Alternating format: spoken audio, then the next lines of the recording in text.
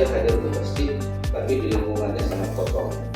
Dan dia punya kajian keislaman di pesantren-pesantren, tapi kalau kita lihat lingkungan alam sekitarnya itu sampah bertebaran di mana-mana. Jadi hubungan relaksasi antara Allah, alam dan manusia itu kita tidak usah jauh untuk melihat di luar sana. Kenapa badai pandang terjadi dengan lingkungan alam yang ada di sekitar wihara ini?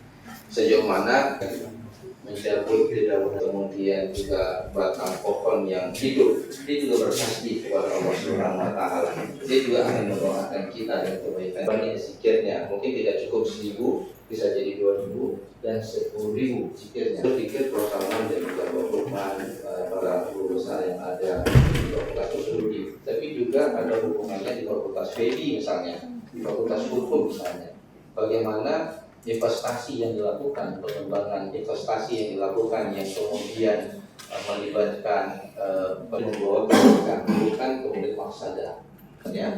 Kemudian kita sebagai manusia yang mengamanah, bukan hanya kita berpikir untuk kita, tapi bagaimana ya, saya bukan generasi emas tapi generasi lemas. Kenapa? Karena alam sudah dirusak. Maka dari sini kemudian lebih sangat penting kajian ini. Saya berharap di samping ini sebagai di dalam perkuliahan kita, dan ini masuk ke dalam bukan hanya multidisipliner ilmu usuluddin, tapi juga di FEB, juga di saintek.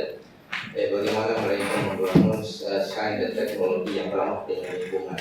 Bagaimana kemudian di FEB mereka membangun bisnis yang ramah dengan lingkungan. Dari pimpinan pembicaraan ini kami mengucapkan apresiasi yang sangat besar kepada Fakultas Usuluddin yang telah menginisiasi kegiatan pada hari ini. Tentunya ini kemudian kita berharap memberikan kebaikan kepada kita semua, dan juga terima kasih atas kehadiran Prof. Madya Dr. Abdul Hanis bin Jembo yang bersahaja datang ke sini, dan mudah-mudahan diskusi hari ini memberikan secara akademik kepada kita semua. Mungkin ini sebagai sambutan sederhana dari saya.